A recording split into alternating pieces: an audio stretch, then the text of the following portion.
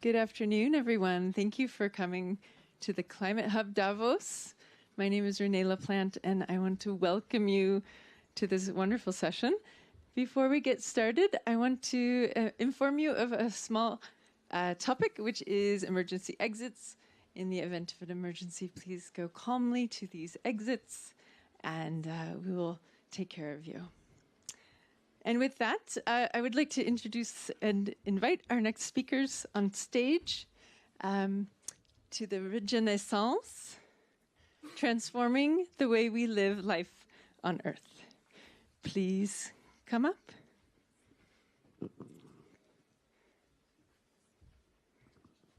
Welcome, Alex. Hi. Welcome, Marc. Welcome, Paul. Hello, thank you. And welcome, Dina. Enjoy.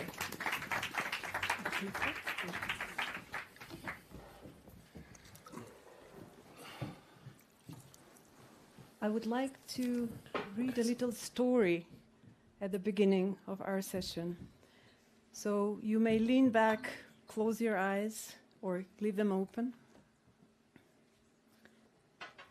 It's not once upon a time, it's today.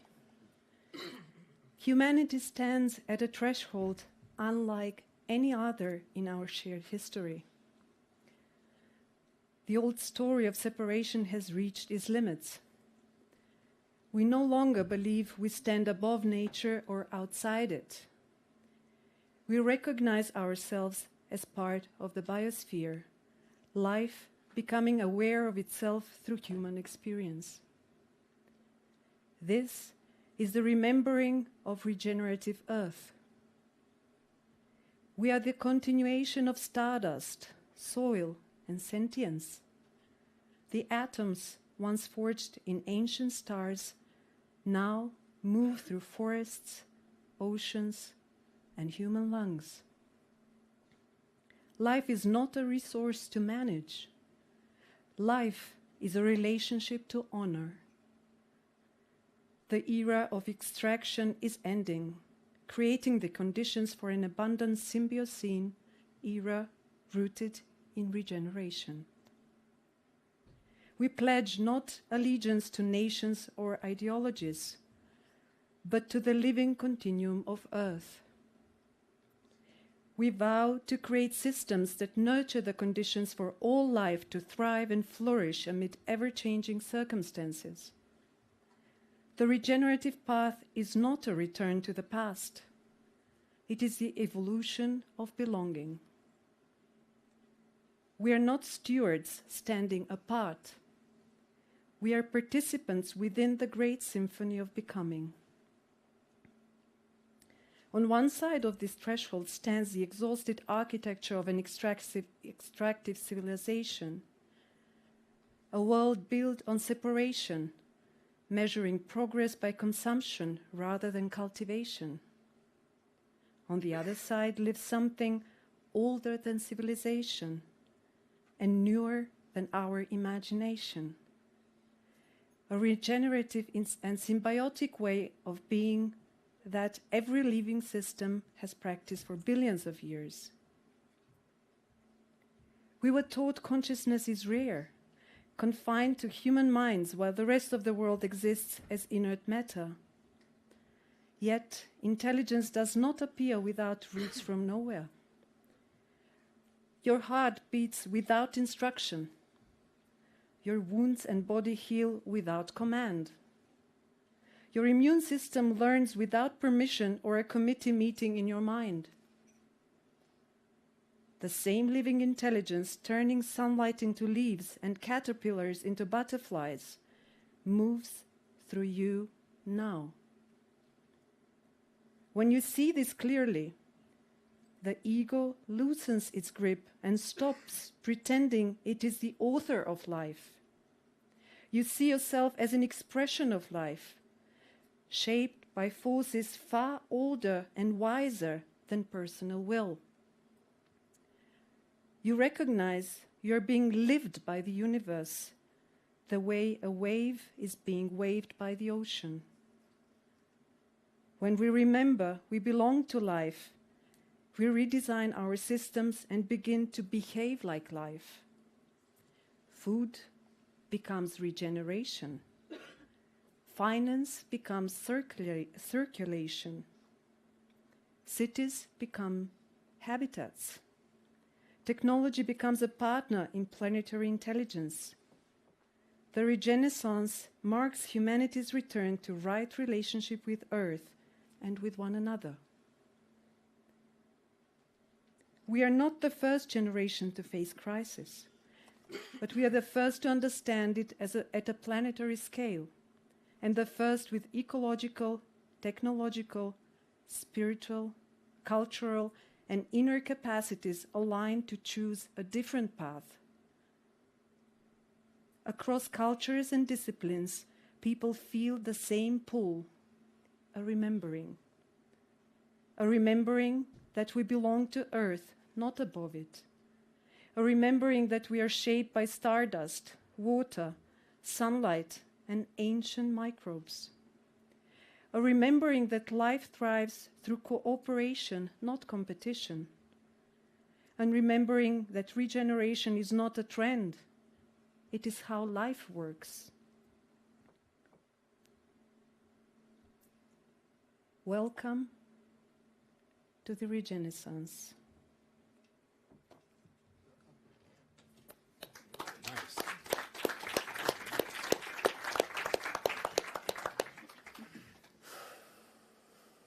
Welcome to Celestial Portal, where we explore the mysteries of the universe and the soul.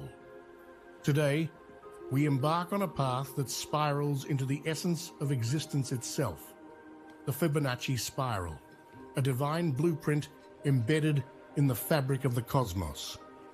It is a sacred spiral that connects us all, a captivating symbol in the realm of sacred geometry, unfurling across the natural world and human artistry, offering a mesmerizing glimpse into the harmony of the universe. This spiral pattern, born from the Fibonacci sequence, where each number is the sum of the two preceding ones, reveals an astonishing mathematical order underlying life itself.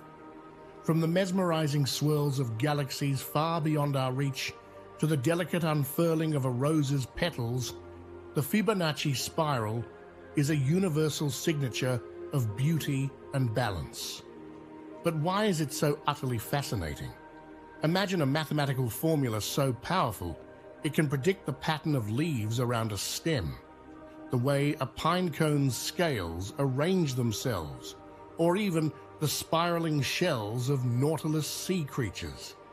It's as if the universe has its own design language, and the Fibonacci spiral is one of its most profound expressions. This spiral does not just exist in nature by chance. It represents the most efficient solutions to growth and space packing problems, embodying principles of optimization and sustainability that have inspired artists, architects, and designers for centuries. The spiral's presence in iconic human creations, from the proportions of the Parthenon to Leonardo da Vinci's Vitruvian Man, underscores its deep resonance with our innate sense of beauty and harmony. It bridges the gap between the tangible and the mystical, inviting us to explore the deeper connections between all forms of existence. The Fibonacci spiral is not just a pattern. It's a testament to the interconnectedness of everything in the cosmos, a symbol of unity and diversity, and a constant reminder that at the heart of chaos lies an incredible order waiting to be discovered. This is the magic of the Fibonacci spiral.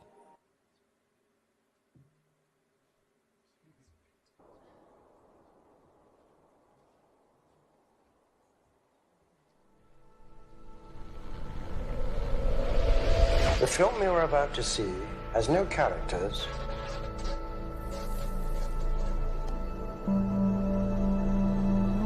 If you spare a little of your imagination, it is a film to describe to you the effect of cymatic frequencies on matter.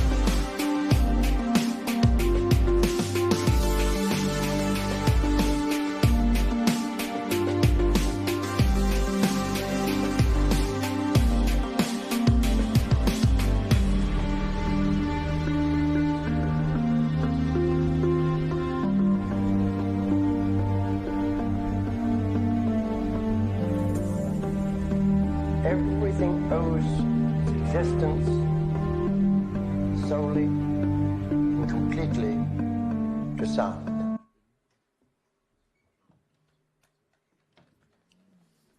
Who of you here was here yesterday at our talk? Please raise your hand. Okay, some of you, but many not. So I'll make one experiment with you, and then I'll tell you why I showed you these two videos. Please close your eyes for 30 seconds. It's important that you close your eyes. We will not meditate, but you have to imagine something. Imagine your home. Remember how it looks like, how it feels like, what are the fragrances, what are the colors, the sounds, who is there, how you feel in your home. And now please open your eyes and raise your hand who had this image in mind, except of those who were yesterday here. I cannot see you. Okay, look around, please. Have a look around. Okay. So we have a problem. If we don't experience Earth as our one and only home, then it's logical why we have the problems we're facing today. I showed you the previous videos as an introduction to remind us all that there are laws in nature that have been mathematically precise since the dawn of time. We have forgotten about many of those, and the Regenaissance is our path that inspires us to go back and try to understand how nature functions, how life functions, and to redesign our dysfunctional systems according to how life works on Earth. These are cymatic images of frequencies in water. This is the wisdom of ancient civilizations who have had a knowledge about geometry, beauty. It is connected to harmony, to health. In the beginning, I read a chapter out of this book, Homo Universalis, the Regenaissance. And we'll continue this conversation today to open for you a new chapter of regenerative development. So with this question, I'll pass on the baton to Marc.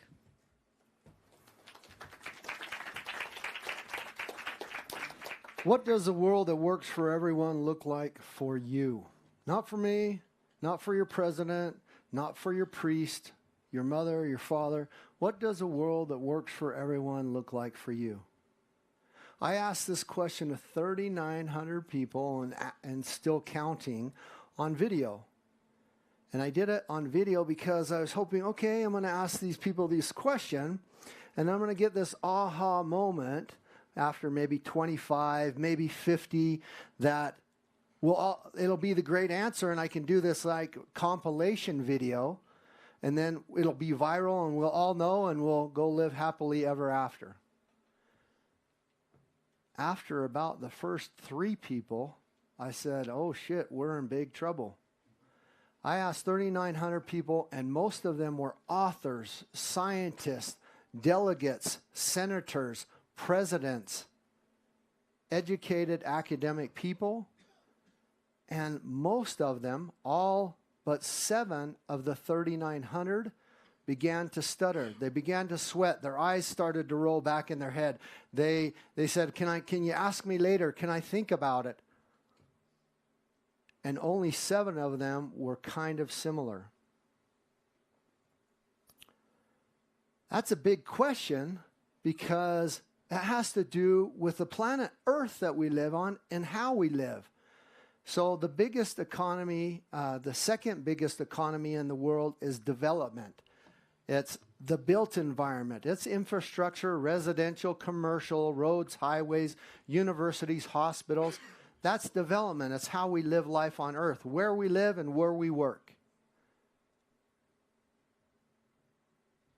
And regenerative development is that future that kind of rescues us all and protects our planet and restores our planet and regenerates it. And so we're here at the World Economic Forum, at the Climate Hub for Green Up, talking about regenerative development, about Homo universalis. The subtitle is the Regenaissance, regenerative renaissance, the Regenaissance. And we're launching the Global Regenerative Development Alliance. The website is oneandonly.earth, and it's the hub of Davos, so we can start living regenerative development. Now you're thinking, what? That's kind of weird. I thought regenerative had to do with agriculture or farming. I want you to know that regeneration is 4.3 billion with a B years old. It's how life on Earth started, through a symbiotic process of regeneration. And Paul will talk a little bit about that more when he gets up as well. I want you to know that in a world that is growing in an exponential manner every second of the day, if you and I, or our companies, our organizations, our governments, only improve incrementally, we will fall behind exponentially. I want to help you all make this quantum leap to the Regenaissance, to regenerative development and how we live life on Earth and where we live life on Earth. I don't know if you've been to certain cities and you say, boy, I was here 10, 20 years ago, but it's not very sustainable now. It's not very good. It's kind of run down. The infrastructure's bad. Or maybe you've been to a third world country maybe 10, 20, 30 years ago, and you're like, boy, the infrastructure was bad then, and the poverty was bad then, and it really hasn't improved. We are evolutionary beings. Every second of the day, we're evolving, growing, getting older, experiencing, and regenerating. This evolutionary process. And if we, in our buildings and our infrastructures, do not regenerate and progress on that evolutionary process, we will fall behind. And so I use this thing called neuromorphic quantum computing. Now, don't mistake it from classical quantum computing, because that's not what I'm talking about. I'm talking about neuromorphic quantum computing. It's how the brain works. Instead of taking quantum, which is like the stars in the cosmos, and putting them in a hyper-cooled microchip somewhere at IBM or Google in a small thing, hyper-cooled to certain degrees, and it's just one chip, we can't take quantum of life and put it down into a hyper-cooled chip in a room. Neuromorphic quantum computing is like quantum computing in the sky, in the cosmos, distributed through the internet, that everybody has access to it. And there's a new chip, the Apollo chip, that is a groundbreaking, came out in November. And the reason I'm mentioning it, this Apollo chip does 10,000 qubits of processing power.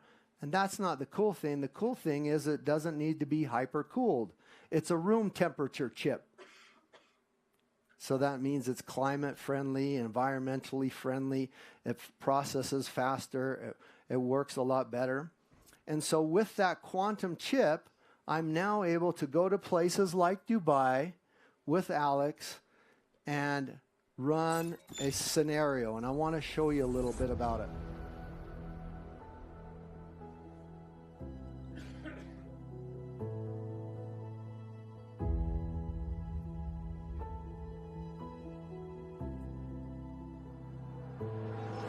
In a world that is evolving and growing in an exponential manner every second of the day, if we only improve incrementally, we are sure to fall behind exponentially. The great city of Dubai, spanning approximately 4,000 square kilometers across the desert, every street is alive with human activity. Megawatts pulsating through each intersection. A living organism of staggering complexity. How could we possibly see it all? The invisible network of thousands of computational nodes scattered across the city, each one a sensor silently witnessing its pulse. This is where quantum computing makes the invisible visible. a kind of intelligence that doesn't think as we do. It exists in a superposition, exploring billions of scenarios simultaneously. Watch the nodes flickering with possibility, evaluating, measuring, and scoring a scenario in the blink of an eye. And through entanglement, every variable touches another. A street rerouted in one district alters thermal comfort miles away. The orientation of a single building can significantly reshape the air across a whole neighborhood. Out of these entangled layers of trillions of possibilities, patterns emerge that are counterintuitive, elegant, and alive. This is quantum territory. But the city's intelligence runs deeper still. Every facade a living skin. Watch them pulse and breathe, tracking the sun, projecting heat and harvesting light. Each surface recalculates its position thousands of times a day. Not automation, evolution. Thousands of buildings, each one quantum tuned to balance energy, comfort, and light, moving independently yet synchronized like a single organism. Dubai, one city, infinite adaptation, quantum resilience.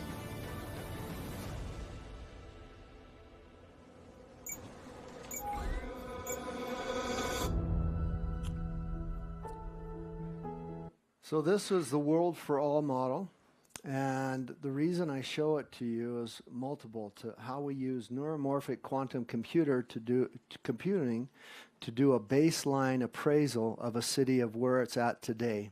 Then we take regenerative development tools, construction materials of how we build the built environment, and we plug those solutions in with quantum computer and run the different scenarios out over time with all different factors. The interesting thing about that is we can run 17.8 billion scenarios per second. That means wind, air temperature, heat, water, humidity, moisture, population, everything for the baseline of that appraisal. But then once we have that, we run here. What if we change the facade? What if we plant more trees in this spot? What if we do that?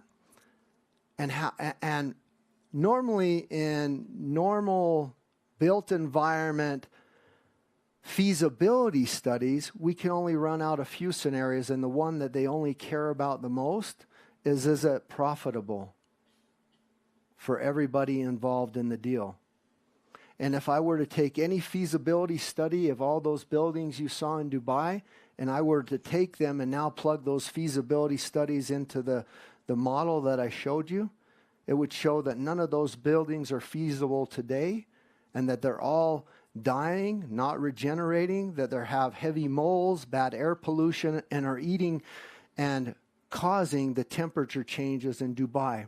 The other reason I showed you that is when you get that overview effect, that 30,000 feet perspective or even 3,000 feet perspective, and you look at Dubai or any city in the world from the top, did anybody think that it looked kind of like a cemetery, headstones? Do you realize that's where the majority of people in these large cities are living? In the graveyard, in these concrete boxes that are unhealthy, having moles and all sorts of other things. They're not living, they're not evolutionary or regenerative. They're stuck in a moment of time. So we need regenerative development, but people always say, oh, what is that?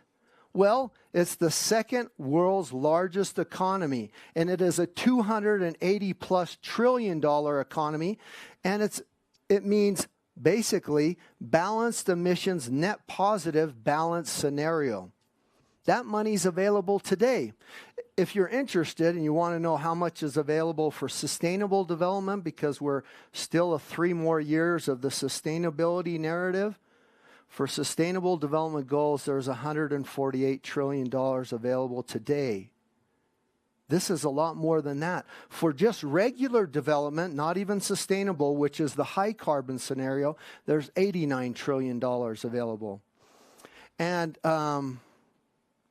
you can't see it here, but it's in blue, and that's over 1,700 7-year reviewed studies that show where this data and information comes from. So there's a big opportunity to build out the future of how we live life on Earth, and that is really this evolutionary process we're on, a regenerative living for a symbiotic civilization. And it's what we call simple evolution. There's a study, it's the HANDY study. It was done by NASA, and it was actually done three times, and I've got the older version of it. It was in 2012, 2014, and then again in 2018. It asked the question, NASA asked the question, said, how many civilization frameworks have existed in our world before? And it came back that 32 civilizations existed. And then the other question they asked, what operating system or model civilization framework were they running on when they collapsed, and why did they collapse? All 32, Incas, Aztecs, Mayas, early Mesopotamia, Greeks, Romans, Egyptians, all 32 collapsed all 32 collapsed except for 5 based on ecological or environmental collapse. But those other 5 collapsed because of disease, disruption, or displacement. But all 32 of those civilizations collapsed running the exact same civilization framework model. What was that model? It's a hierarchy model. Everyone, early antiquity, Mesopotamia, Incas, Aztecs, they were all running a hierarchy model with one president, ruler, emperor, priestess at the top, and peasants, slaves, laborers, or farmers at the bottom. But that's not even the interesting thing. That every civilization's running the same model. Doesn't matter, today we're running the same model. But those peasants, slaves, laborers, and farmers at the bottom of that pyramid, none of them were indigenous to that system. And so it's a class system for the have and have-nots, upper, middle, and lower class. But I want to really emphasize on one point. Those peasants, slaves, laborers, and farmers, none of them were indigenous to Rome, to the Egyptians, to the Greeks, to the Incas, Aztecs, Mayas. They were all taken from some other culture or country and enslaved to build up that system. That is a huge problem. Today, we're running that same model in Dubai and other places around the world. We get those workers from, we don't call them peasants, slaves, laborers, and farmers. We call them farmers, hospitality workers, taxi drivers, construction workers. But they also come from some other place, Pakistan, Asia, China, Philippines. And if you were to ask any of them, do you have buy-in to the system of this civilization you're building up? Can you afford to live where you're in this civilization that you're building up? They all say no. They're sending their money back somewhere else. They live in worker camps. We need to change the way we build and way we work and realize that the bottom layers of that pyramid are the basic needs of life. We need to get out of the ego, where one or man is at the top, more into an ecological view. And we're on a transition to seva, which is an ancient Sanskrit word which means regeneration, selfless service to life. And it's a journey that we're on. And it's a very important journey. And that's why we've come on this tour with Alex to show you how a concrete jungle and a place that the majority of the buildings and the way they live there are unsustainable and coffins and not healthy for human beings. But there are developers out there that are changing that narrative. And I'd like to welcome Alex up.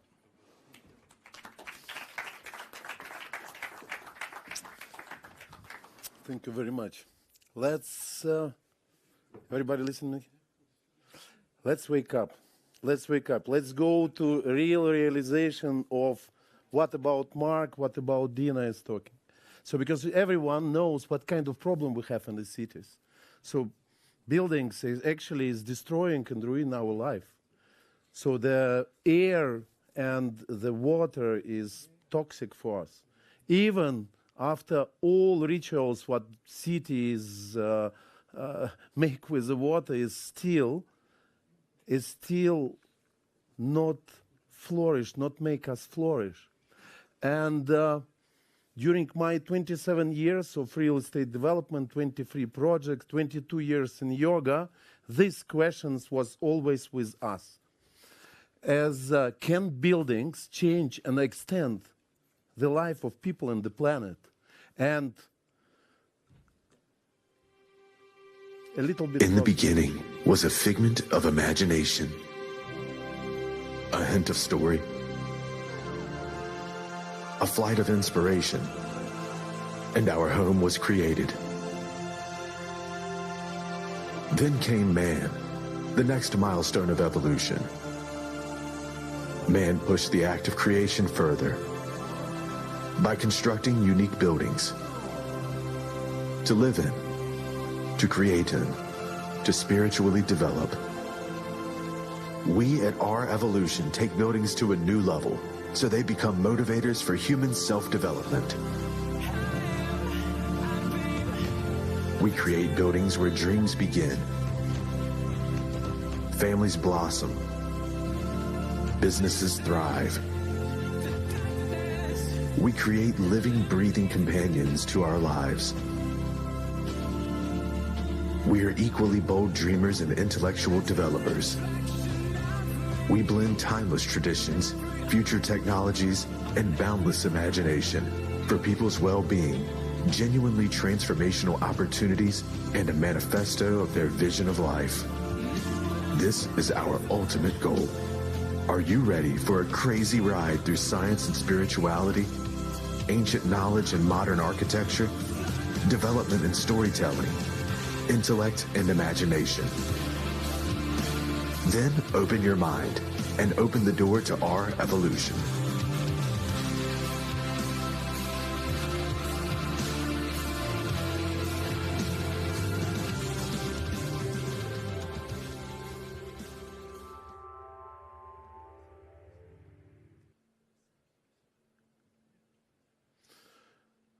This is a real picture of one of our projects, the House of the Flying Trees, where you feel the real pine forest, but it's allocated vertically on the facade.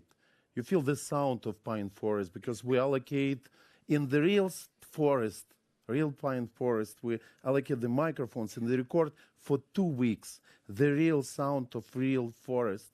And when you're inside the yard of this building, in 2 steps, you're in absolutely another reality which is supporting you, which make you calm, which focus on what is makes sense in your life, your personal self-development, relationship with your loved ones, your well-being. And in each of our projects was 23 buildings all over the world. Now 5 million in real estate development. We learn how to create buildings which can make planet, communities, and the people flourish. Because the buildings is always the essence of the knowledge of each of the civilizations, where knowledge of our ancestors we collected, we try to implement Vastu Shastra principles, a lot of other principles. I will speak about it a little bit later. But in this essence of the knowledge where you can combine everything what was from the past and everything what proposed our now technocratic civilization is with one main goal: how to change people, how to change life of the planet and the life of the communities, and created a little bit evolution did architecture of begin? Real estate. We have to go back in time. The first generation, shelter and survival. Architecture began from fear and our need to feel safe in the world. The earth was our mother, thee carved our shelter, stone, clay, firelight. We didn't live on the land, we were of it. And this is the beginning of the pre-electric civilizations. Then came the alignment. Sacred geometry, vibration, crystal, gold. Temples were built. Sound awakened the spirit. Empires rose. Beauty was defined. Domes mirrored the heavens. Arches bent gravity into grace. And then came the age of electricity, where we discovered. But we also forgot. Steel replaced soul. Light came from wires, not stars. Our bodies endured, and our spirit dulled. And then begins the fourth generation. Sustainable, but still incomplete. We ran to heal the damage we caused, to measure, to offset. Technology learned to sustain and renew for the planet. But something is missing. Where do we go from here?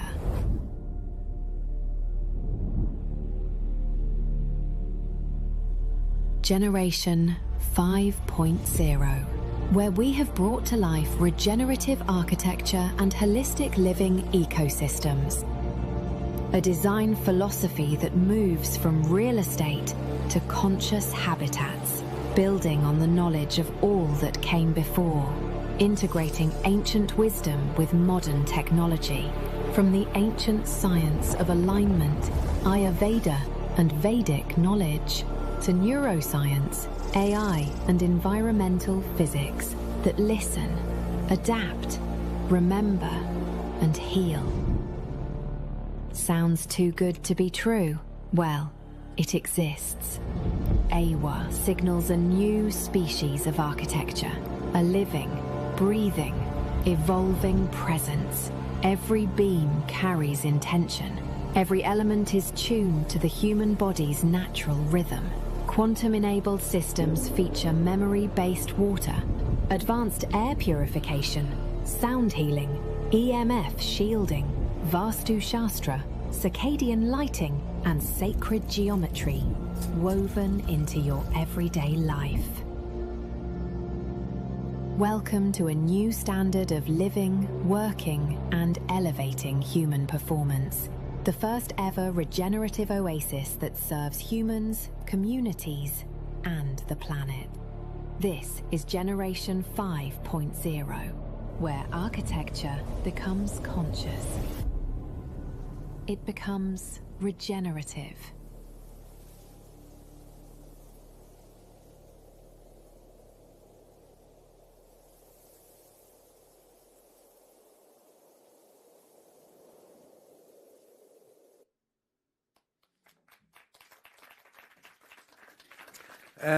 And this is reality. So this building will be ready in August 2026. In this building, first, what means Eywa for me? Yeah, Eywa, from Sanskrit, it means secret love. When one of our clients from Brazil, he told us that in one of Amazonian language, it means Mother Earth. Then when we started doing the localization for the MENA region, we understand that when you say Eywa, it means sanctuary. When you say Eywa, it means let's go. When you agree, accept everything. It's how universe give us the message that we are on the right way. Because at the same time, for me, it's energy, usefulness, well-being, and ancient knowledge. So, Eywa is example of regenerative development. Regenerative for the planet, regenerative for communities, regenerative for us humans. So we work on with all like layers of the pyramid of Maslow, and this is what we have inside. First, architecture. Always we speak about three main things. I use the language of architecture and design as a possibility to give the message to the outside world, but rich, soulful. And we always speak about three main things: nature, culture, and traditions.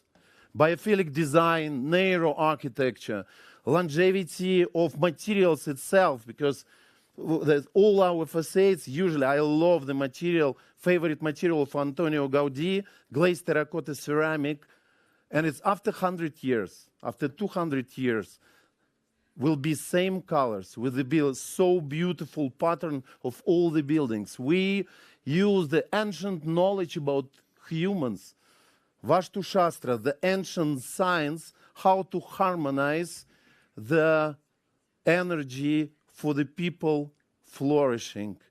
Ayurveda, yoga, we take the essence of this beautiful science. I'm yogi for 22 years.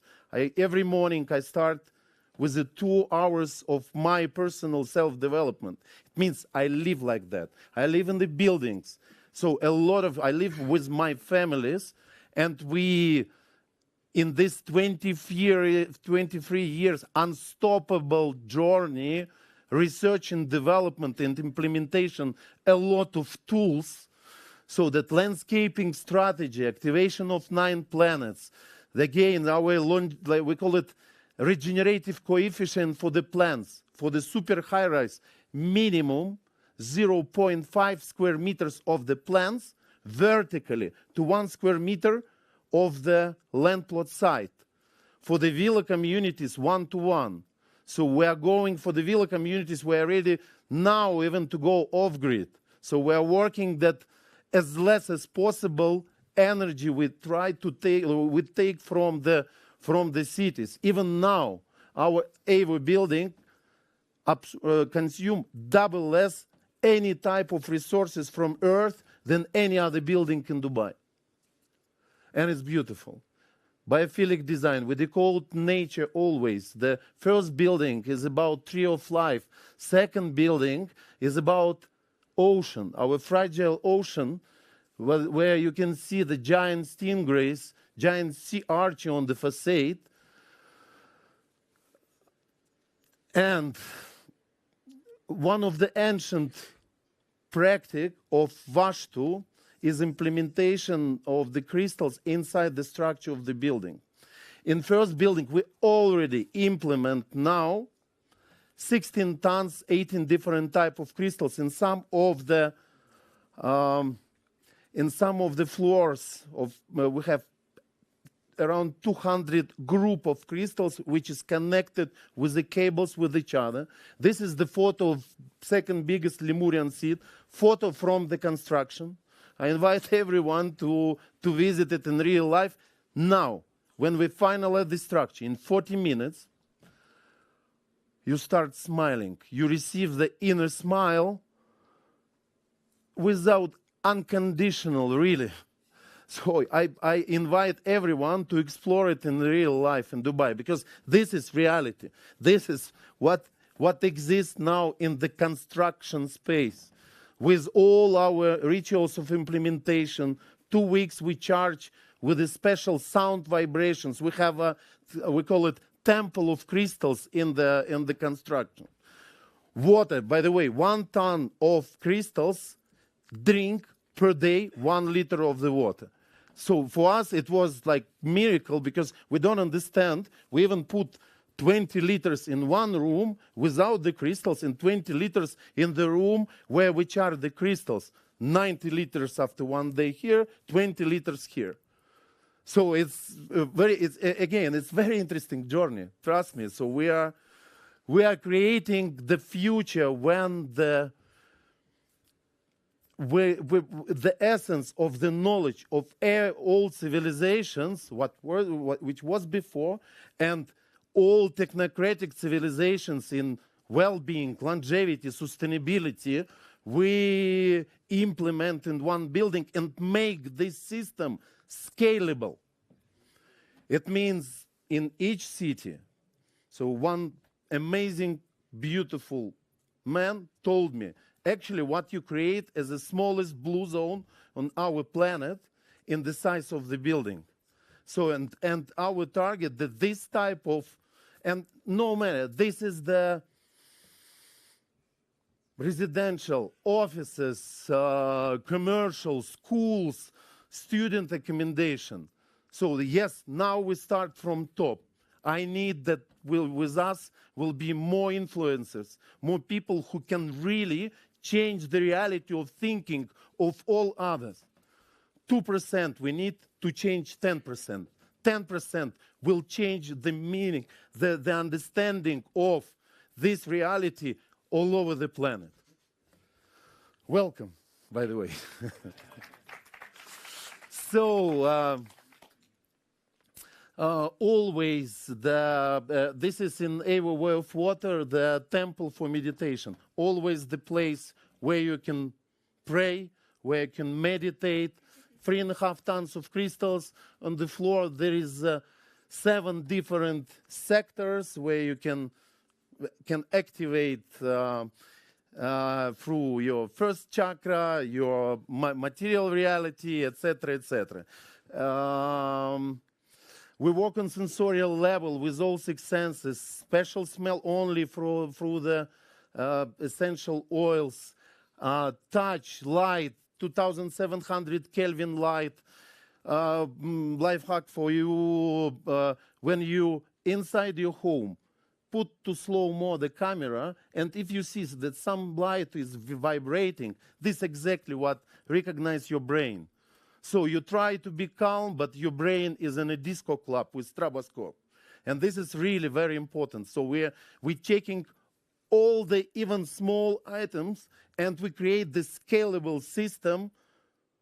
How in every city, the team, which will be educated from our company, can implement this in real life of real cities.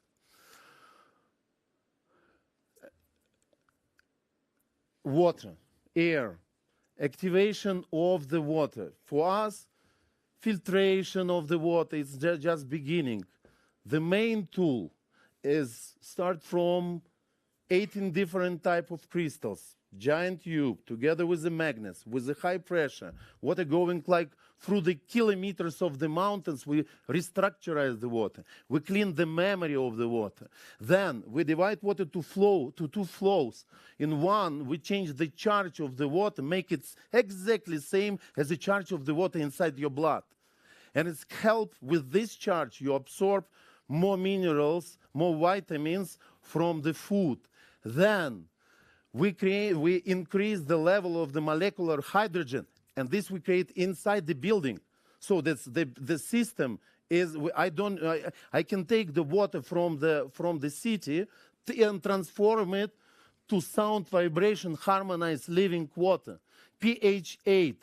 And the last treatment of the water, what we drink, inside all the storages of the water, inside the pools, everywhere we prepare the water, special speakers which can work under the water, and gratitude and love. The words I love you in all languages of all people who live inside the building, 24/7, 365 days. We charge the water with these beautiful sound vibrations. In my home, I use Gayatri mantra, 24/7, 365 days. The best, this is one of the Maha mantras which really change the structure of the water. But we have different nationalities. We need to respect all of them, and all our statements, they are mostly connected with the emotions of love and gratitude. And this is our last treatment, and plus we bring back the minerals to the water, electrolytes to the water. Same for the showers and bathrooms, only pH 6.5, and then all gray water we again filtrate and bring back to the plants. 35% of the residents can fit all the trees on the facade. Can you imagine? I don't need any extra water. With automatic irrigation system, we distribute the water to all the plants.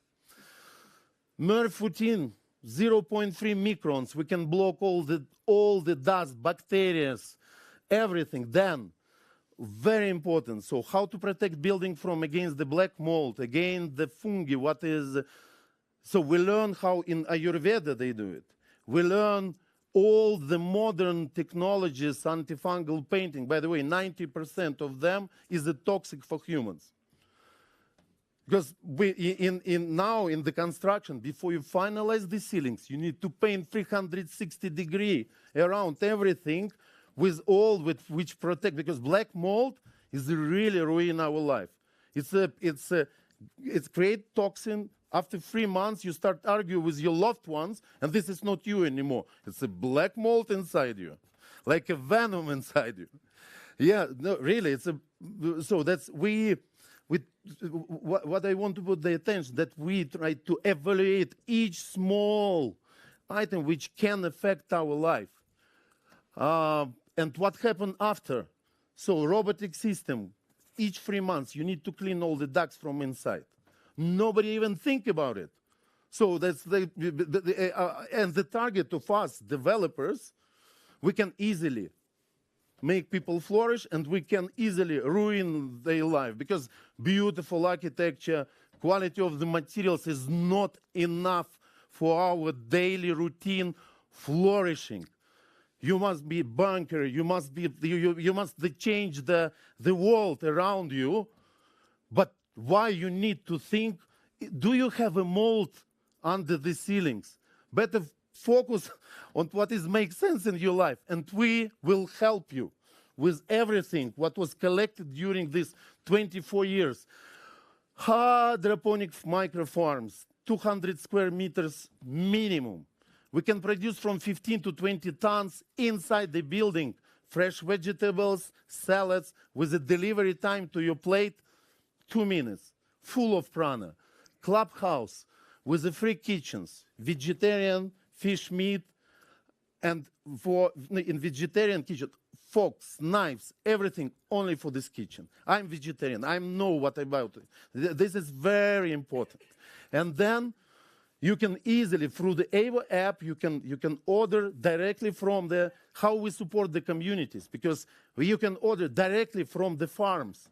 You can order directly from the suppliers who is at least at least platinum certification. So that like-minded community, where through the buildings, through the Eywa app, through the practical realization in your daily life, when your longevity concierge create for you the program, so that one time per 3 months, I want to give my blood test. After that, I want to receive the recommendation about my diet. And this, so like building like a mother, like your guru, like your guardian, will support you in everything. Yes, we start now from the not big buildings, quite big apartment. But next, our target, to bring the consciousness in daily routine life, the rituals. Why this Thanksgiving Day or Day of Gratitude must be only one time per year? Why not one time per month? So why the sunset or sunrise, when the building itself, with all the rituals, what we implement, is supporting you in this beautiful moment, which is between the past and before the future, where is our life exists. Rituality. So when with my daughter, even we discussed that when I read to her the book, this is our ritual. And immediately, so it's like during these 20 minutes, when we decide like this, it makes our time very special together. We are LEED Platinum, we are well Platinum certified building, and LEED Platinum is the top level of sustainability. We are in 94 points. So we have received minus points in our location because only we don't have the public transport. And regenerative construction strategy, because we are responsible even in front of the planet. So but when we use zero carbon steel, when you use the zero positive concrete, the betons, beautiful concrete, what my recommendation to use for all developments. Again, the partners, communities which we support. 3D printing, a lot of things. Actually, I don't want to be boring because everyone who wants, I can send it. And welcome to us. Welcome to Revolution. We're open for any type of support, like-minded people.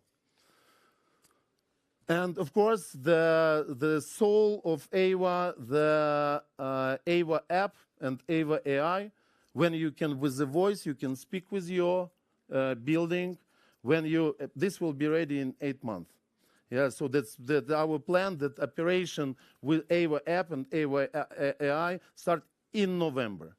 And when you can order please, tomorrow will be I will be with 6 my friends. 4 of them is vegetarian, 2 of them want to try what I like. Menu number 1, automatically it's going to the clubhouse. So then you can when customization of your personal experience, even so what kind of light you want. So that really create AI, help us to create the real support of daily routine activities of the people. And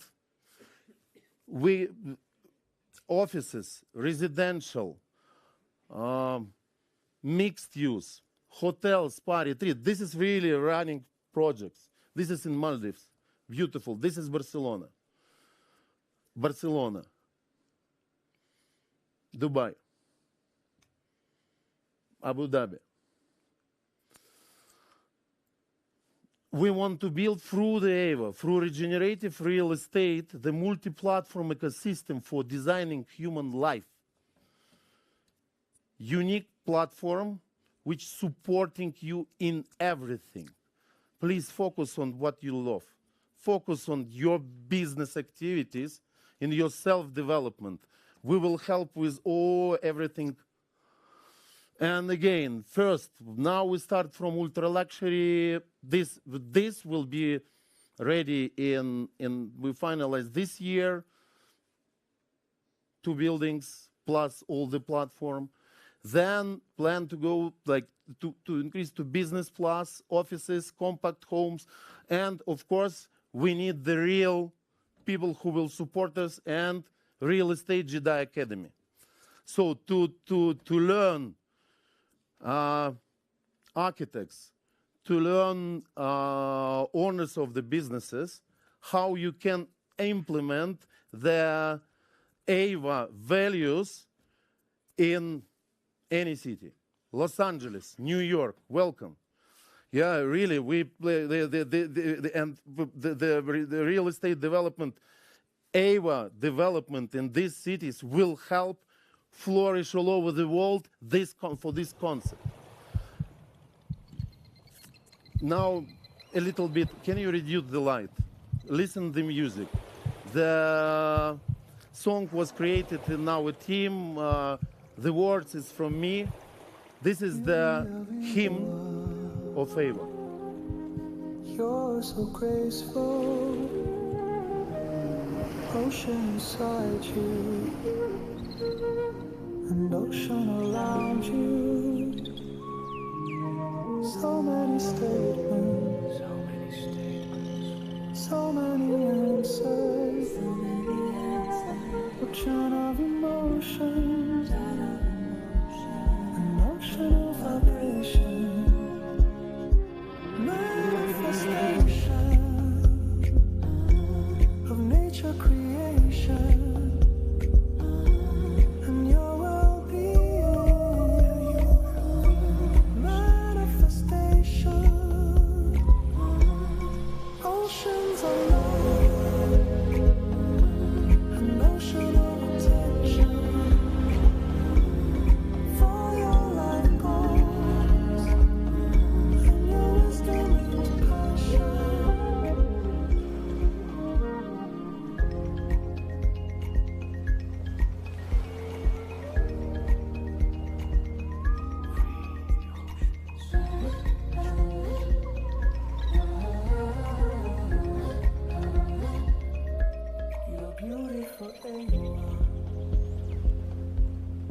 is so essential.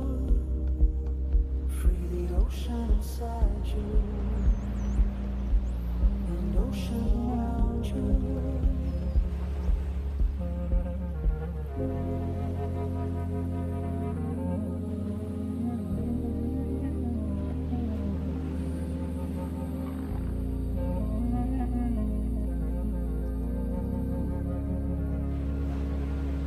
This frangible world, asking for our protection. Eywa invites you to share this mission and action. Free ocean inside you.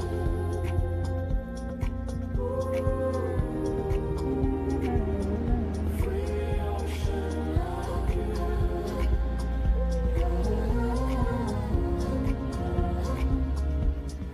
Beauty of Eywa.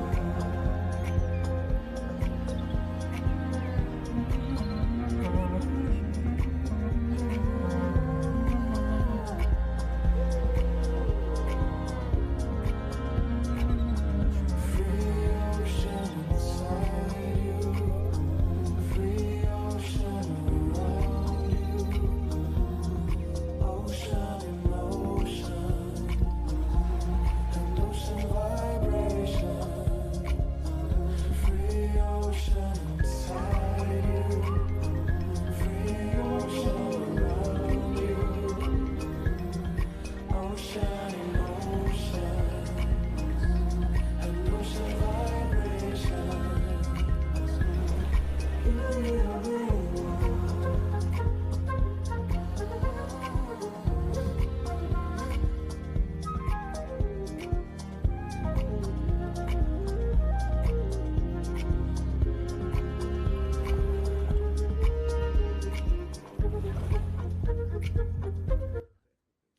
Thank you. So, welcome to the Eywa movement. And I think what is the most important, that everything what we are doing is with love and gratitude to our planet, to humanity. And every time when I'm looking to my buildings, when I start to implement something in my buildings, I always, in my mind, I check on my family, on my kids, my wife. Always through this heart. And when you create the true product from this place, it must flourish, because the people around you understand that this is about them, not about us. Thank you.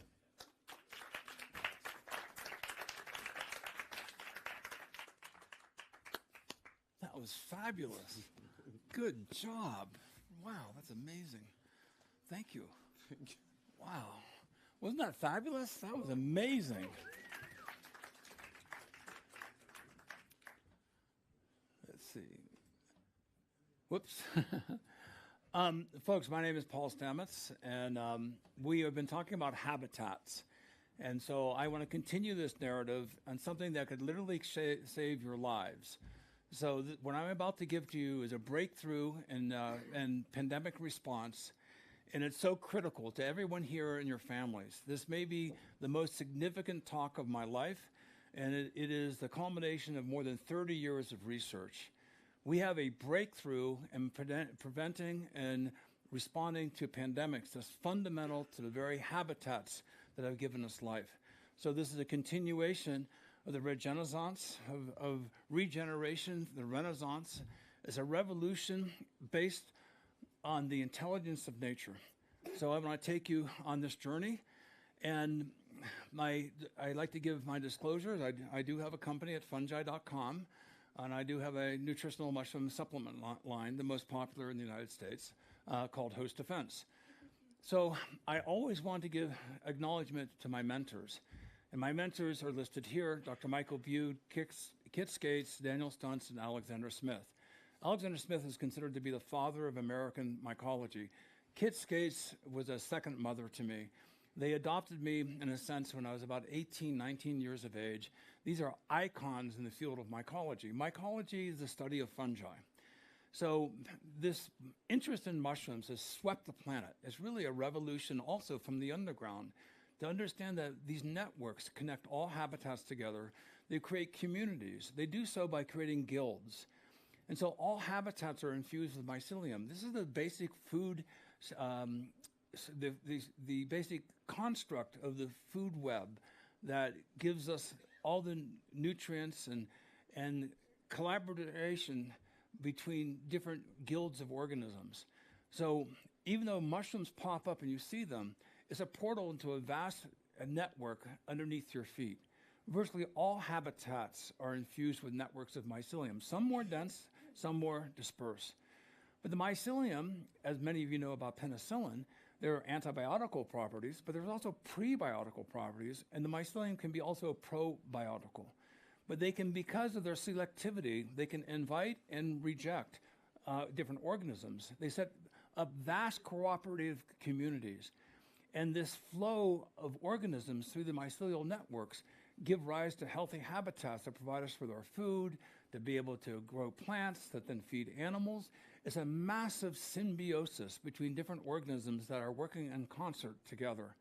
Habitat health, as Alex so eloquently presented, we can bring nature into our own living habitats, but ultimately nature is the gene bank from which we need to be able to resource these organisms. So I'm going to just show you, that's the mycelium growing out over 5 days, but it grows out three-dimensionally. This is a massive exponential increase of cellular mass. This is a fermentation technology when you bring it inside the laboratory. But this is exponential growth. Then every time these networks grow out three-dimensionally and they're forking again, it is an increase in exponentiality. It's not just a linear exponential growth. This is the self-catalyzing, and this means it's scalable. So I can take a piece of tissue the size of my, tenth of the size of my little fingernail, and I'm not exaggerating here, I grow more than 10 million kilos of mycelium in about 6 to 8 months. Think of that. That's an extraordinary generation of mycelial mass. But let me give you a little history lesson. Some of you may know this, some of you may not. Most of us know that Alexander Fleming is credited with the discovery of penicillin. There's actually 2 other scientists that share credit. And he got the Nobel Prize, and he discovered it in approximately 1929 through an accident, which is as a mold showed up in a staph bacteria petri dish, and he noticed a zone of inhibition. That observation and further research led to the discovery of penicillin. But many people may not know, penicillin could not be commercially grown at scale. It wasn't until Mary Hunt, a lab technician in Peoria, Illinois, went to a farmer's market and found a cantaloupe covered with a golden mold. She brought it back, and it was her discovery of that moldy cantaloupe and that mold that we got Penicillium chrysogenum that produced more than 200 times the amount of penicillin heretofore known, allowing it to be able to scale.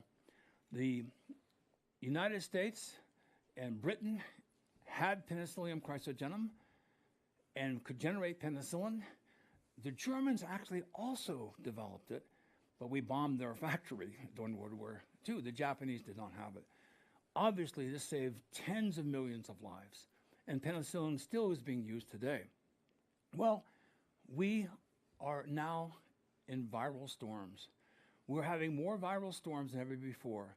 So even though penicillin is active against bacteria, we have very few treatments against viruses.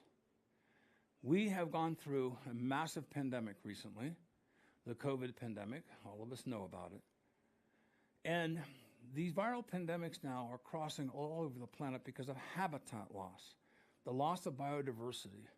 And as habitat loss increases and factory farming increases and density of populations, then viral contagions could be more readily spread. So we are now entered into an unprecedented level of viral storms that are sweeping the planet.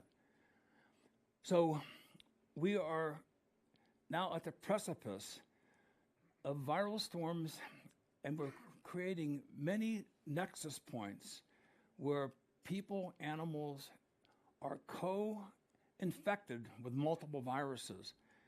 This leads to mutations, horizontal gene transfer, and the pathogenicity of some of these viruses that were animal specific now are jumping between one animal to the other. It is completely out of control. We are suffering right now, in real time, a bird flu pandemic. Did you know that? Bird flu is jumping between animals. And scientists are now warning because the spread of bird flu, you think as birds are migrating, they go to ponds or water troughs, chickens are drinking there, cows are drinking there. It's jumped species in a way we've never seen scientifically before. Bird flu now infects swine. We knew that for a long time. But now cows, mountain lions, sea lions, seals. It is spreading and jumping mammal to mammal to mammal. Right now in the United States, the majority of the milk is contaminated with H5N1, bird flu. They tell you, oh, don't worry, it's pasteurized 160 degrees. What's the kill temperature, the Fahrenheit? What's the kill temperature of bird flu? 160 degrees. Nature's a numbers game. When you're talking about viruses, you're talking about literally tens of millions of viruses in a little droplet. You can't kill all those viruses at 160 degrees for 15 minutes with milk is being pasteurized. Many of those viruses survive. Dairy farmers are underreporting this because they don't want their milk to be quarantined. They don't want their farm to be quarantined. They're worried. Respiratory illnesses among dairy workers now is at unprecedented levels. They are incubating when you get H1N1, H5N1, if there is horizontal gene transfer, they develop these new abilities to bind to receptors in your lungs, then we will have a bird flu pandemic that will sweep into humans. Well, COVID came out of China, and many of these viruses do originate in China because of the density of population and the loss of habitat. It doesn't mean that China's, responsible for this necessarily. This happens anywhere in the world where you have degradation of habitats and you lose biodiversity. My theme is biodiversity is biosecurity. But we have some solutions, and I want to bring these solutions to the forefront. Here in Europe, Dioscorides recognized in the Greek culture, way before Dioscorides, but in 65 AD, in the first Materia Medica, he described agarikon as elixirium ad longum vitam, the elixir of long life. And amadou. Amadou is Fomes fomentarius, it's a birch polypore. And Hippocrates described it for its anti-inflammatory properties. I'm going to go through 3 polypore mushrooms. These are these wood conchs, the shelf fungi. You've seen most of them. Agarikon you probably have not seen. It's on the red list of extinction here in Europe. So it's in the Alps and on larch trees. It's called Larissa fomes officinalis or Fomitopsis officinalis. And it grows in Slovenia and in Austria. It's on the red list of extinction. It's illegal to harvest now. It only grows in old growth forests. So with the decimation of old growth forests, we're losing the fungal libraries that have these resident strains. So as a young man, I was approached by a virologist by the name of Dr. Frank Pirano from the University of Wisconsin Medical School. And he was really interested in fungi against viruses, unexplored area. So I wrote an article, and I mentioned Frank's research here. He used a gypsy mushroom there, and he found a novel antiviral, RC148, I believe, that was active against herpes viruses. He published it in a medical journal. Frank, I actually sent him 20 or 30 pounds of gypsy mushrooms when I was a young man before he made this discovery. And I shipped them, to Wisconsin. He was able to do a bioguided fractionation to find one molecule active against these viruses. So I did a survey, and I published this in a peer-reviewed journal, all the research on antiviral properties for mushrooms. It's less than a 1-page long for the photographs. Just about 6 references. Amazing that was not fully explored. Well, I published this, and then we had 9/11. And directly after 9/11, the U.S. Defense Department created the BioShield Biodefense Program, about $5 billion. Very scared about weaponizable viruses, in particularly bird flu, and smallpox. If these viruses can be weaponized, obviously it's a severe attack, and then if you have the antidote to it, then you'd have an advantage over your enemies. So because the BioShield physicians and researchers and virologists knew Frank Perano and also saw my article, they approached me. And they said, Paul, we have a robust program. We're searching for new antiviral medicines to prevent bioterrorism. They knew I have a very large culture library. I have 132 employees. I have a massive culture library collecting strains from all over the world, including the old growth forest. And they said, you can send any number of samples you wish. We'll test them for free. Oh my gosh. I have a small mail order business. I had 12 employees at the time, but I had a very big culture library. So I shotgunned it, which I mean is I just sent them as many samples as I could. Mushroom, hot water extracts, mushroom mycelium, various forms. They did 2,392 assays, and I hit the home run. It turned out that agarikon, that you see here, the selectivity index score you see here, against H5N1 is spectacularly high. Anything over 10 is considered to be active. This is more potent than ribavirin. This is an in vitro test with human cells. So amazing. This got some press, and you go to National Public Radio, Google Stamets and smallpox. You can hear the assistant director of the FDA, John Norris. You can hear Jack Sechrist, the head of the BioShield program, said we had extraordinary activity of more than 2 million samples. We were in the top 10 against pox viruses, and we were the only natural product. The other 9 were molecules. So what is it? 2,000-year history of use of this mushroom, and it turned out that agarikon growing in the old growth forest had extraordinary high activity against pox viruses. So this is an example. It's one of the longest living mushrooms in the world. That one's probably about 150 years old. They look like beehives. They morph from this brown form to a white form. So it'd be highly variable. So sometimes we have to do extraordinary efforts to get them because they grow high up in trees. We have now 120 strains of agarikon. It's an endangered species in Europe. It's also increasingly scarce in the United States.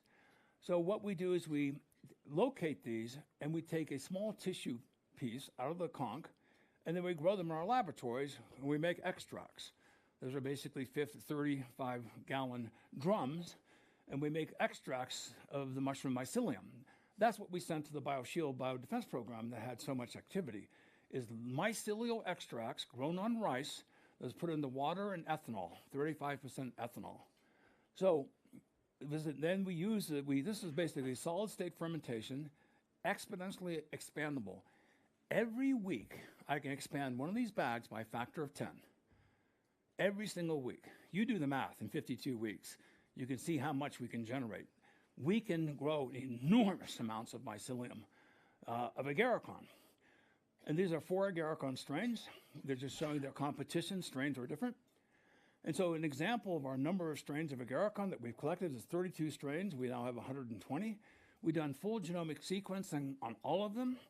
We're uploading them into a public database. We have an article that we've been writing. This is a lifetime of work. Some of you know one of my books called The Mushroom Cultivator. I created agarikon press in 1983. That's how long I've been focused on this old mushroom. Now, after I had discovered, and with the BioShield program, that agarikon is active against these viruses, the Vector Institute in Russia also independently discovered that agarikon was active against bird flu. Well, that's good. That means that another laboratory doing serious research on antivirals corroborated our results. Here's an example of the base pairs and the size of the genomes, an example of many of our strains. We have about 6 strains from Europe presently in our culture library that we have tested. We put them in liquid nitrogen. We published an article showing how inexpensively that you can grow this. This is the most valuable possession of my life. is in these liquid nitrogen vessels with little ampules where we have strains of mycelium that's a culture bank. It's preserving these strains because we will find a super strain. Just like Mary Hunt found a super strain of Penicillium chrysogenum that produced penicillin, we will find a super strain. That is, I'm absolutely certain of it. One strain will be more powerful than another. Another mushroom that I want to bring your attention to is turkey tail, the most well-studied medicinal mushroom in the world and subject of numerous clinical studies. A Lancet article published in 1994 showed basically a 14% increase in the 5-year disease-free survival rate with colorectal cancer in combination with conventional anti-cancer drugs. Hugely significant. So this mushroom has been well studied, especially for breast cancer and colon cancer. So it turns out that the mycelium, when you grow the mycelium, it has many components. But when you use lipases and you strip the lipids away from the mycelium or from the hot water fruit body extracts, it makes the product immunologically inactive, almost entirely inactive. What this means is hot water extracts of mushrooms eliminate the lipids. Most of you know fats are not soluble in water. And so when you partition the lipids away from the mushroom, mycelium or the mushrooms, you lose the immunological benefit that's most important. So some of you have seen my TED Med talk. My mother was diagnosed with cancer. She had just a few months to live. She had a 5-centimeter tumor metastasized through our entire body.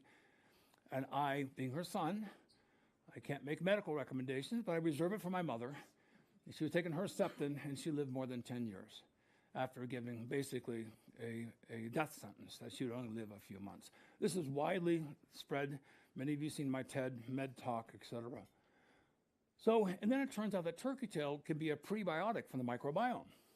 It actually sets up the gut microflora, inhibiting Clostridium, Staphylococcus, and other inflammatory bacteria, upregulating Bifidobacterium and other beneficial bacteria.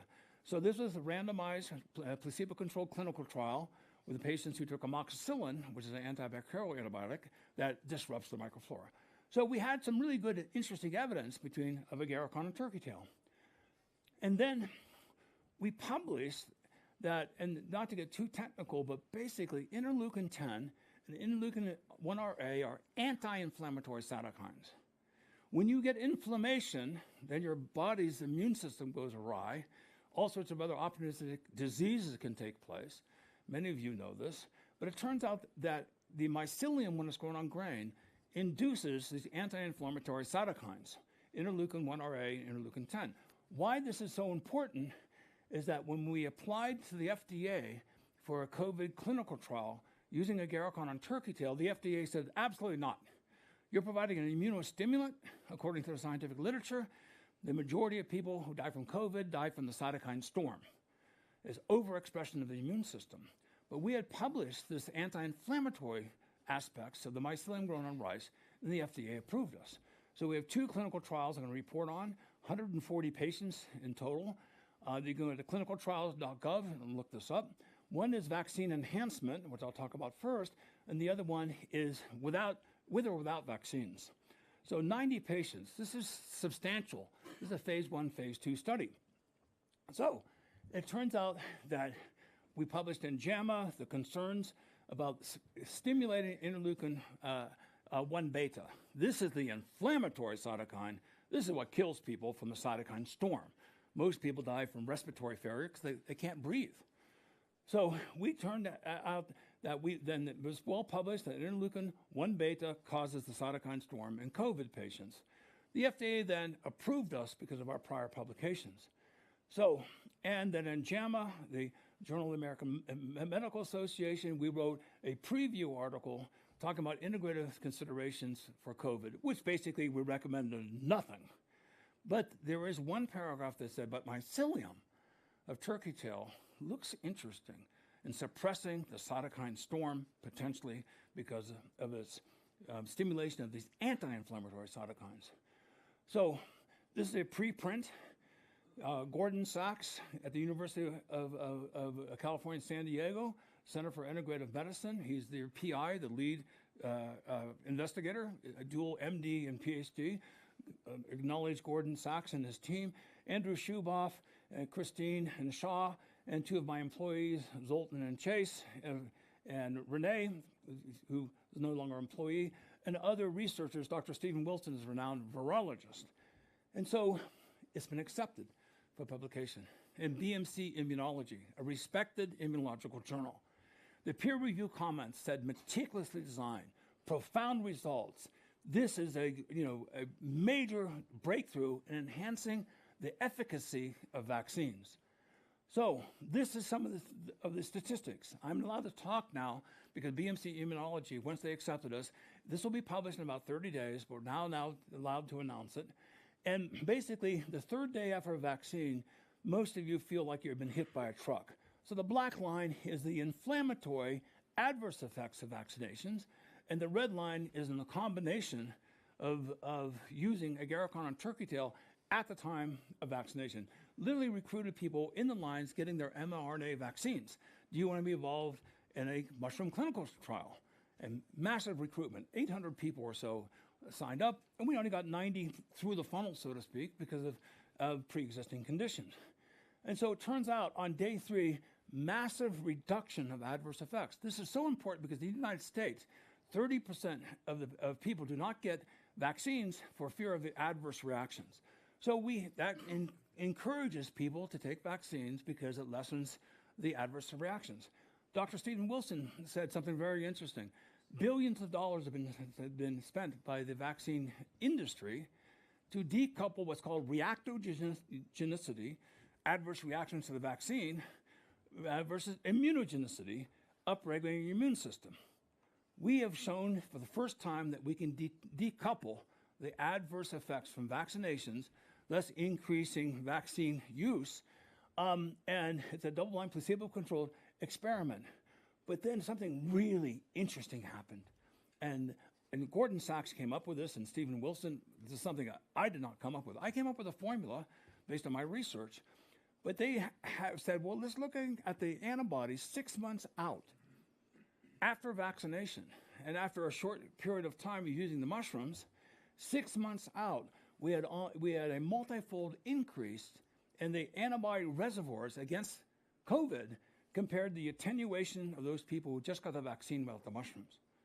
This is extraordinary. We all said, where would this chart have continued at a year? We upregulated endogenous immunity. And this is what Stephen Wilson said, this could be a game changer for all vaccines. Because the vaccines have such great specificity, that's their advantage and their disadvantage, because of vaccine evasion by the virus. So we have something that increases endogenous immunity. So this is a chart that's really the most exciting to me. And this is also agarikon and turkey tail at the top, the red line, versus the placebo. This is the CDC's 10 most significant adverse effects associated with COVID infection, not the vaccine. And in this case, with this population, people presented themselves to clinics, even the people who got vaccines.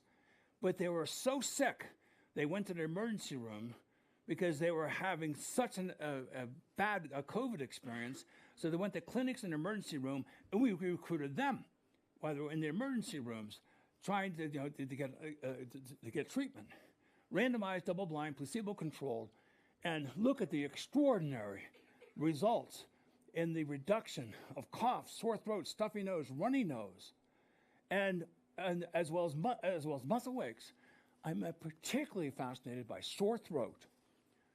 People describe it as like having razor blades in your throat. That's a great indication of inflammation. The fact that we're so massively be able to reduce sore throat and muscle aches, and most importantly, phlegm. People are not sneezing, they're not spreading the virus. We can stop the pandemic from one person to another, prophylactically, as well as subsequent to the treatment. So we're really excited about this. And these are the symptoms of COVID-19.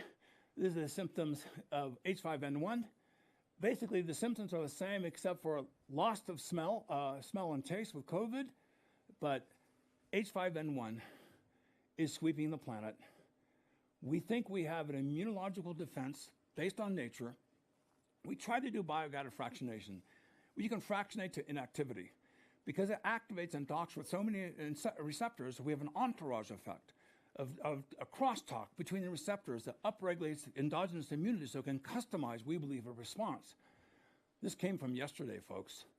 This is a Google search on a H5N1 search engine. And in Europe, you have 11 states now that have H5N1. They show genetic change enabled bird flu to adapt to cattle and other animals. Washington State man recently just died from H5N1. And then stopping bird flu has become a needless game of chicken, European scientists. We are on the brink of a massive bird flu pandemic. And you know what? The European Food Agency banned the consumption of mushroom mycelium by humans just a few weeks ago. We actually have this product as a nutraceutical. We've sold it to millions of people. We combined our two products for this COVID clinical trial. We know we have in vitro evidence that's active against bird flu. This is translational science, but because of a small group of regulators, you Europeans cannot buy this, and several mushroom companies have been shut down in Europe because of a stupid ruling. Mushrooms are made of mycelium. You've been consuming mycelium for thousands of years, and yet the European agency experts, quote unquote, did not know this. So I have 2 minutes. And so I took these thoughts of my beekeeper as well as a mushroom grower, and one day from my beehives for 42 days, I saw a continuous convoy of bees going from my beehives to my mushroom patch. And they were sipping on the little droplets coming from the mycelium. They moved the wood chips away. The varroa mite is vectoring viruses, and these viruses are spreading all over bees, the bee population. 75 to 100% of bee hives have been lost this past year. One bee pollinates 1,000 flowers a day. They used to fly for 10 days, 10,000 almonds, 10,000 apples. Now they're flying for 4 days, and in this case, they didn't fly at all. So the threat to food biosecurity is massive. So parasitic mites are the vector. They're like syringes. Here's the groundbreaking 70 to 100% loss. It's the worst loss of beehives in history. It's now contaminated flowers, and so wild bees have it. The USDA has not seen a virus-free bee in the past 10 years. Europe has had 36% loss. These are viral pandemics sweeping the planet. We have an interspecies defense using mycelium. So this is another example of the spread of the viruses. And look at these poor bees. They can't fly. It's from the deformed wing virus.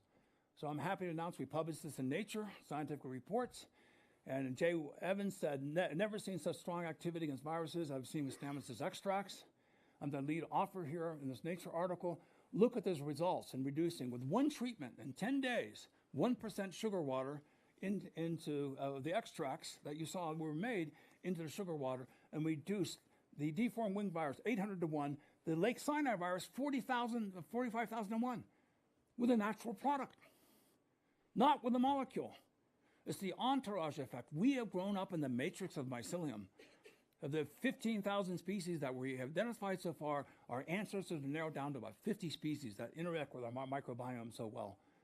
So mycelium can increase community immunity across species. The European I mentioned. I want to thank my colleagues and co-workers and our research division. We're at fungi.com. And stay tuned to this article. I'm speaking at the International Health Symposium in front of 2,000 physicians, February 18th and 19th. And this is going to bolster conventional medicine. And whether you get vaccinated or not, we hypothesize that this will upregulate endogenous immunity to protect you against multiple viruses, and it is translational medicine to multiple species. We have in nature, if we don't destroy our habitats, medicines that are in the mycelium that can create an entourage effect to upregulate your endogenous immune system. I want to thank you very much.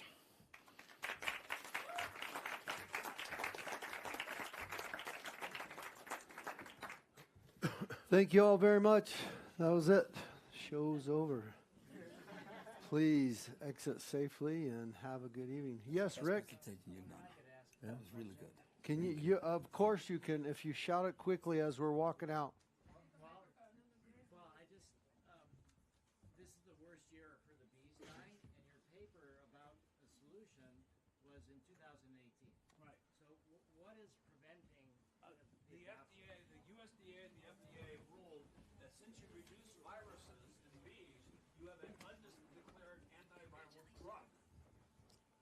And so they have banned us from selling this to beekeepers because of antiviral activity. Danke, Thomas. We say we're supporting the immune system. That's not a drug that activates innate immunity. So innate immunity responds. Yes. That is a category that does not exist for the USDA. It's either food or drug. If they're producing viruses and if you sell honey, then you're selling an undisclosed drug to humans who are consuming the honey. And if you don't declare the mug, then